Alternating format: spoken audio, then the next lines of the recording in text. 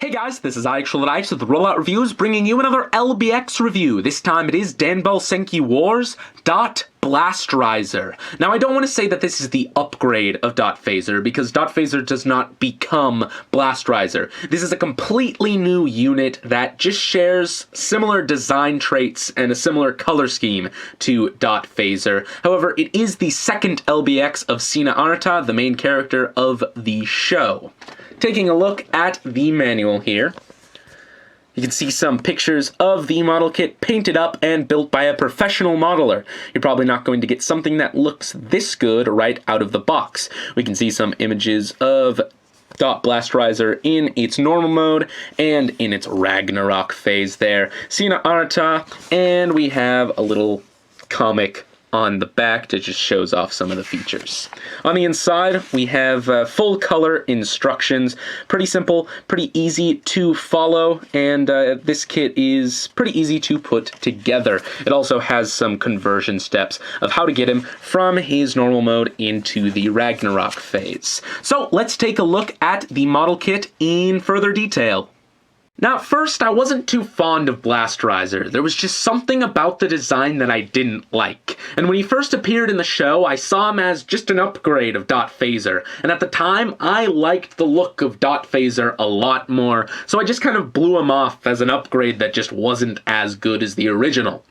However, when I started building this model kit, my opinions on this design completely changed. I love all of the angles, I love the colors, I love the updated design, and he just looks awesome.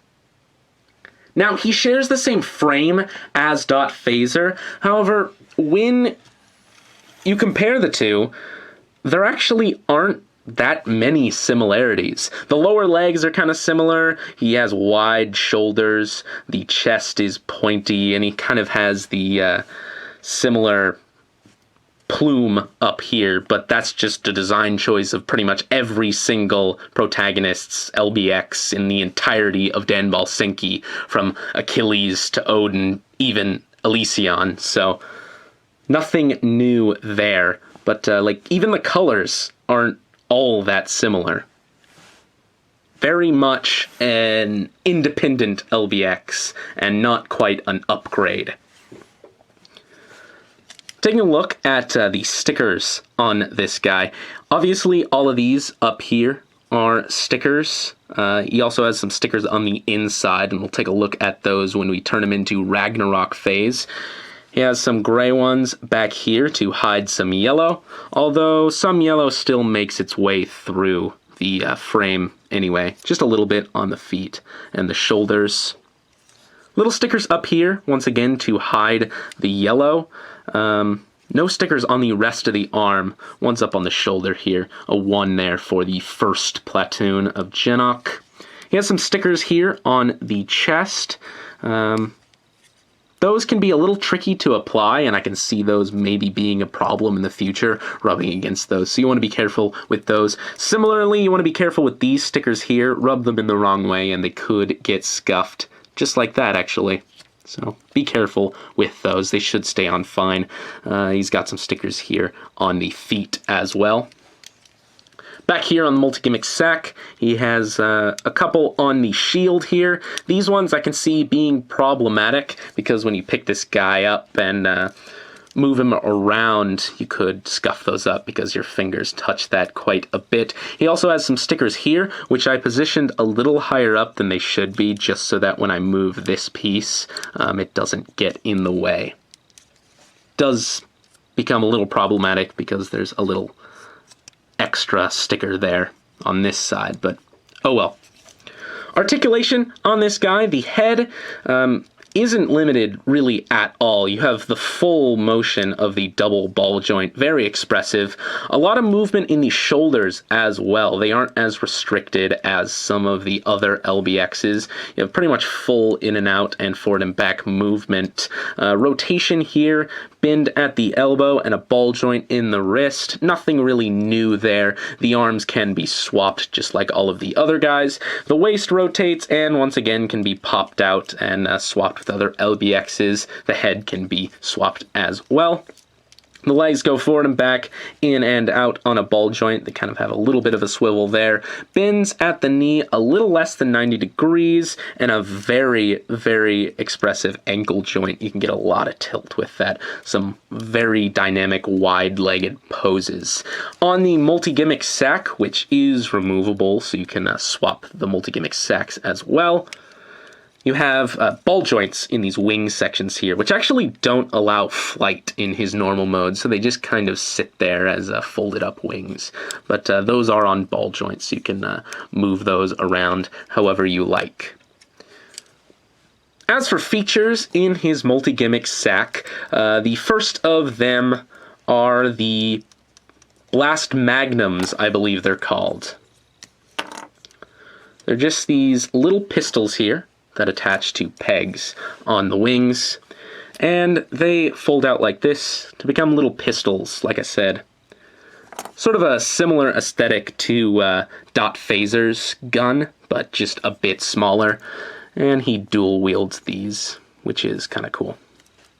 Just get him in a pose here with them.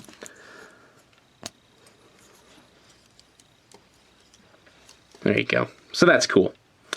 The second function of the multi-gimmick sack is actually pretty simple to get to from here. These are actually, like you saw earlier, on a hinge, and they flip down, and there's little slots in there.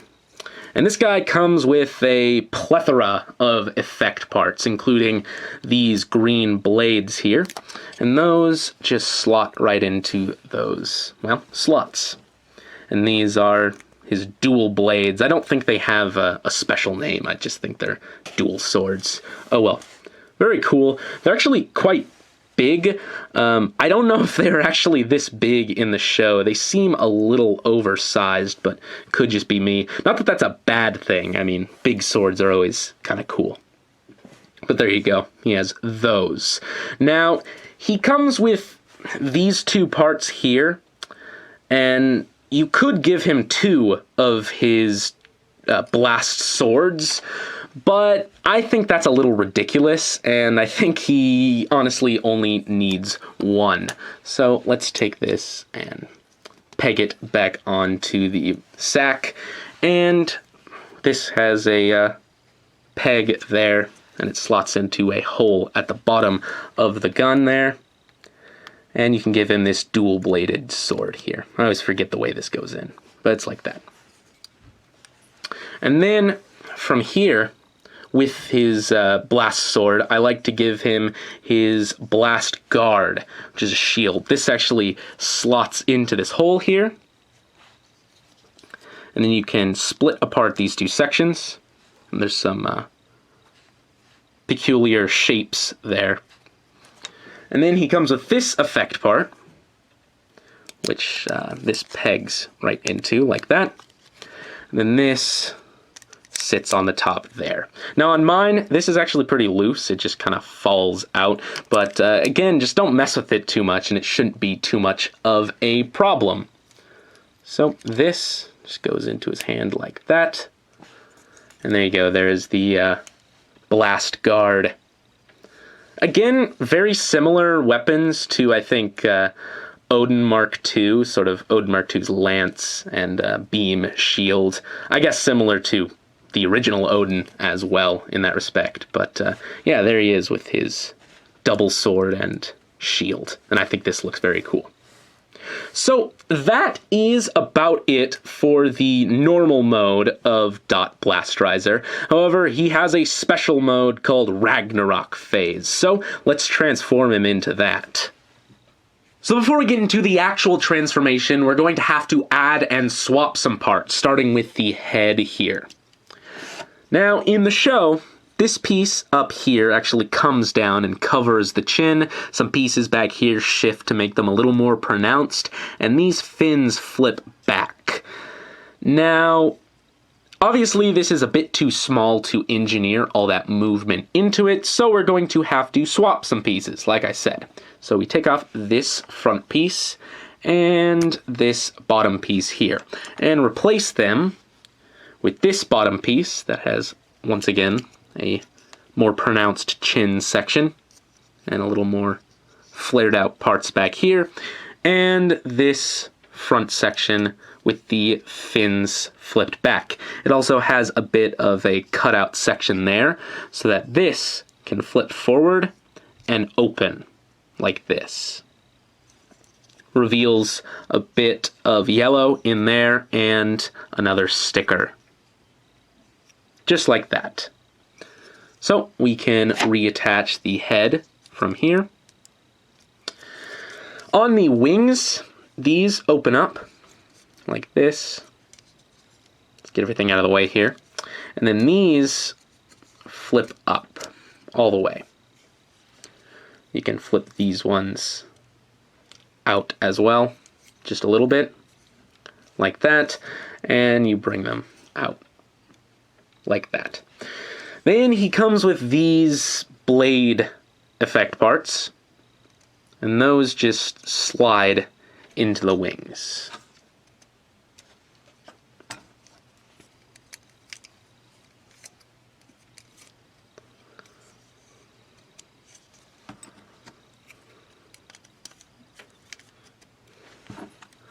Just like that. Very cool.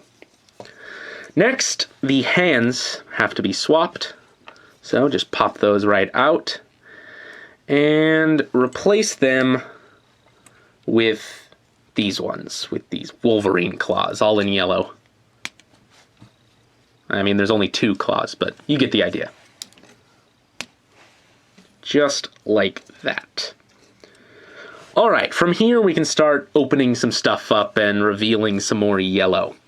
So this chest piece likes to just open up a lot. I think it's just the way I hold him. I accidentally open it, but it just flips down like that. Then the shoulders pop out like this, and the bottom of the shoulder opens up like this. There we go, just like that. Then the elbows open up, revealing a bit more of the yellow. Now these sections here open up, but they rarely ever actually stay. So we'll see how far this gets. I'll just put them out and continue on. If they fall back down, then oh well, they fall back down. There's no helping it. The knees pop out like that. These pieces here are actually pretty loose, tend to fall off a lot, but oh well. So open that like that, and then on the back of the legs, these open up here.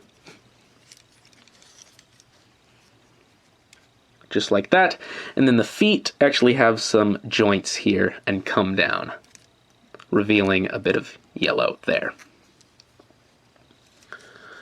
And there is Ragnarok Phase. Now, while I suppose this does look cool, and it's definitely a valiant attempt at trying to represent Ragnarok Phase in toy form, it's just not nearly as impressive as it is in the show. In the anime, it has this yellow glow to it, and particles fly off of it when it takes off, and it's just a lot cooler than this. I don't think this represents enough change. The little slivers of yellow plastic, very similar to the destroy mode of Unicorn Gundam, which this is pretty much just a direct reference to, don't quite convey the feel of Ragnarok Phase in the show, and that's a bit unfortunate. The places that are the most changed are the hands, the head, and the wings, and you have to replace and add parts to get those there, unfortunately. Articulation really doesn't change at all, except for maybe in the shoulders, which this expansion here kind of limits, and in the hips here, where if you could even keep these up for long enough, they would hinder articulation, but it's just very difficult to keep those out, so I just usually don't bother with them at all. They don't add all that much anyway. The feet have a little less surface area, and because of this added weight, in some poses that could be a problem. However, the wings extend far enough down to support itself anyway.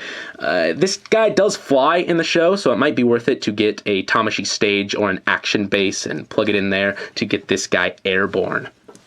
Now, if you don't like the claws here, you can actually pop these off and replace them with his normal mode's handguards. Just like this. And then you can give him his weapons from his normal mode. The Blast Guard and the Blast Sword.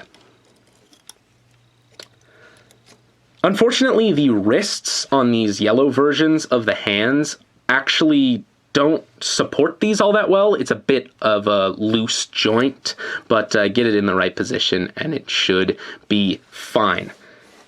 He appears like this in the opening of the anime and a couple times in the show, so it's cool that you can represent it here. Overall, this LBX is very cool. You have a lot of options. He looks awesome in both of his modes, for the most part. He's a little fiddly in some places, but overall solid. If you like this Ragnarok phase, by all means, you can display it like this, and if you don't like the look of this, then just don't display him like this. That's pretty simple. Anyway, I recommend this guy not only because he's the main LBX of the second half of Wars, but he just looks cool, and his upsides really do outweigh the negatives. Anyway, that is about it, guys, and this is IXX signing off.